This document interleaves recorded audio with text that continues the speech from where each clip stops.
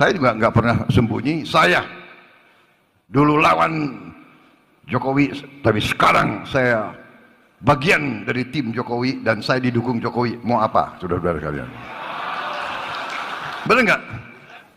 Dan saya merasa saya juga didukung oleh Presiden Gus Dur. Kan beliau endorse aku terus menerus.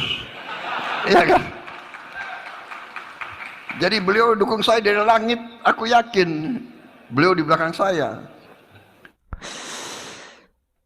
Apa yang membuat rakyat itu lebih memilih Prabowo sebagai presiden ketimbang Anies Baswedan dan Ganjar Pranowo?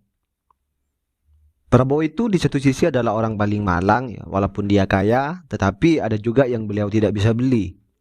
Bayangin saja, Ganjar dan Anies itu pemirsa, ya setelah seharian itu bergelut dan berteman dengan para politik lainnya, mereka itu pulang menemui keluarga mereka yang hangat dan harmonis. Itu sudah cukup sebagai filter untuk mereka buat menghadapi hari besoknya. Ya berbeda dengan seorang Pak Prabowo. Dan Prabowo dia pulang hanya untuk sebuah sudut-sudut ruang kosong, sunyi dan dingin.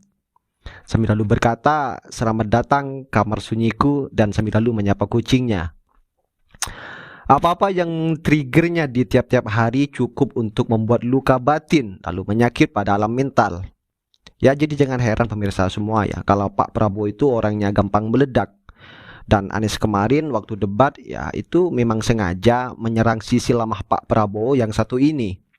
Ya dengan harapan Prabowo itu marah dan melakukan hal-hal konyol untuk menurunkan nilai seorang Pak Prabowo. Soal Anies, menurut saya Anies sedang all out ya, karena perolehan suaranya yang stuck di angka 20%. Ya tapi cara-cara Anies ini membangun sebuah permusuhan sebenarnya dengan Prabowo sendiri. All out bagi saya adalah kesalahan yang sama persis seperti waktu melawan Ahok. Makanya citra politik identitas itu melekat pada diri seorang Anies. Kemudian balik lagi ke Prabowo. Menurut saya Prabowo ini orang kesepian. Sialnya walaupun punya banyak teman, tapi mereka itu sama-sama tidak tulus walaupun sudah dibantu oleh Prabowo. Ya salah satunya adalah Anies Baswedan ya. Ya tapi ya sudahlah ya, ini mungkin jalan hidup Prabowo.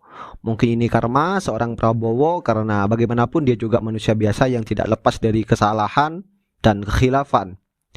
Ya seperti kita-kita inilah ya. Begitupun juga Ganjar dan Anies. Dibilang baik ya juga tidak, apalagi pejabat bersih ya tidak juga ya. Lalu apa yang akan terjadi jika Prabowo nanti dilantik menjadi presiden? Tentu semoga saja jabatan presiden jalan Prabowo untuk kebaikan-kebaikan di sisa umurnya yang masuk ke kategori sepuh. Atau presiden bagi Prabowo hanyalah obat dari kesepiannya untuk berbaur dengan rakyat yang beliau cintai.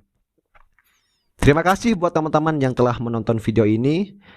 Dan sebelumnya saya heran kok ya, jadi rame gini loh ya terpilihnya Pak Prabowo. Ada yang menuduh ini dan juga ada yang menuduh itu, terutama pendukung Ganjar dan Anies. Ya kok begitu bapernya kan? Jika dari pandanganku secara pribadi yang sebenarnya yang tidak terlalu begitu memperhatikan mengenai politik, sebenarnya Prabowo itu menang karena dia adalah pilihan rakyat yang paling aman di antara semua capres yang sebenarnya tidak aman. Jika dibandingkan dengan capres nomor urut 1 yaitu Anies Baswedan, Bapak ini cerdas sebenarnya, hanya saja yang membuat dia tidak aman untuk dipilih adalah orang-orang yang ada di belakangnya. Saya muslim memang, tapi terus terang saya tidak menyukai orang-orang yang ini, dikarenakan mereka itu sering memaksakan kepercayaan mereka ke orang lain dan karena biasanya mereka bertindak secara berkelompok. Jadi susah untuk dibendung. Nah, jadi kalau capres nomor 1 ini naik, maka kelompok ini sudah pasti akan mencuat ke permukaan dan sudah pasti saya secara pribadi tidak menyenangi ini. Kemudian capres nomor urut 3, jika dia naik juga jadi presiden, maka sebenarnya bukan dialah yang presiden, tetapi ibu ketumnya. Ya maaf, menurut saya angkuh dan sombong. Presiden Jokowi saja kemarin itu mau dilangkahi dengan mengatakan presiden harus patuh sebagai petugas partai. Bagi saya maaf ya Bu ya, masa iya presiden jadi boneka partai? Ya kalau dibandingkan capres nomor urut 2 dari yang saya lihat saat debat, beliau masih kalah ya dari segi intelijensi dibandingkan dua capres lainnya, dan juga beliau tidak memiliki kontrol emosi yang baik. Ya wajar ya seperti yang saya sampaikan tadi. Dan juga di baliknya ada cawapres yang kata orang-orang masuk melalui jalur nepotisme. 2 periode pilpres sebelumnya di mana saya pro ke Pak Jokowi karena beliau pantas bagi saya. Namun jika ditanyakan dan dibandingkan dengan sisi negatif capres 1, 2, dan 3, hari ini menurut saya capres nomor urut 2 yang mungkin paling bisa dan masih memiliki potensi diperbaiki saat ditunjuk atau sudah dilantik nanti. Apalagi ada kaum orang muda di dalamnya yang masih dapat berpikir jernih sebagai backup yang mana adalah keturunan presiden sebelumnya juga. Beda dengan 01 yang konservatif akan sulit diarahkan. Bahkan mungkin mustahil karena masanya banyak. Ya seperti yang saya sampaikan tadi. Dan nomor urut 3 yang akan menyerang dengan tanduknya jika ditentang akhir kata.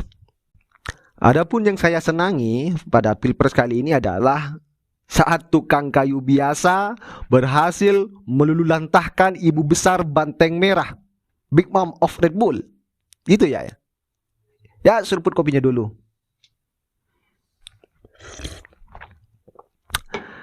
Ya mungkin hanya ini saja pemirsa semua. Ya, seperti apa tanggapan kalian, tulis di kolom komentar. Dan juga jangan lupa tekan tombol subscribe-nya biar kalian juga tidak ketinggalan informasi-informasi terbaru dari channel ini. Dan salam demokrasi dan salam NKRI. Prabowo Presiden 2024-2029. Presiden ke-8 ya, insya Allah ini Oktober. Artinya saya bisa belajar dari presiden-presiden sebelum saya. Kan begitu. Sekarang saya merasa di belakang saya ini ya kan kekuatan besar, PAN terus setia. Tapi di balik itu saya merasa ada 3 presiden yang mengendorse dan mendukung saya. Pertama tentunya udahlah nggak usah malu-malu, Presiden Jokowi, ya kan? Apalagi, benar nggak? Nggak wajar itu, kenapa? Saya juga nggak pernah sembunyi, saya dulu lawan Jokowi, tapi sekarang saya bagian dari tim Jokowi dan saya didukung Jokowi. Mau apa, saudara-saudara kalian? Benar nggak? Udah nggak usah basa-basi lah, ya kan? Tapi saya juga didukung oleh Presiden ke-6, Pak SBY. Itu juga terang-terangan kan? Dan saya merasa saya juga didukung oleh Presiden Gus Dur. Kan beliau endorse aku terus-menerus. Iya kan? Jadi beliau dukung saya dari langit, aku yakin beliau di belakang saya. Saya kira mungkin Pak Harto dukung saya juga ya kira-kira.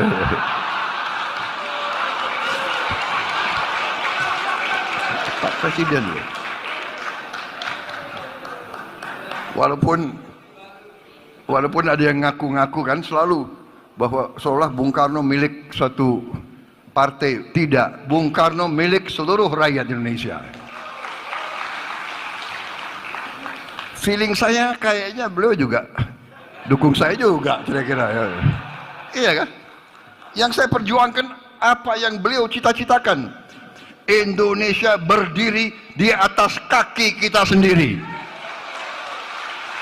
Indonesia tidak mau jadi darah bagi bangsa lain. Kan demikian. Jadi saya terima kasih. Sekarang bagaimana yang baik-baik dari semua latar belakang bisa kerjasama. Ini pelajaran sejarah. Indonesia tidak bisa dibendung. Kecuali elit Indonesia tidak bisa atau tidak mau kerjasama. Kuncinya itu. Kuncinya itu. Dengan demikian, saya akan berjuang terus bersama semua kekuatan yang mau diajak kerjasama. Yang tidak mau diajak kerjasama tidak apa-apa. Kalau ada yang mau nonton di pinggir jalan, silahkan jadi penonton yang baik. Tapi kalau sudah tidak mau diajak kerjasama, ya jangan mengganggu. Orang lagi mau kerja kok. Kita mau kerja. Kita mau mengamankan kekayaan bangsa Indonesia.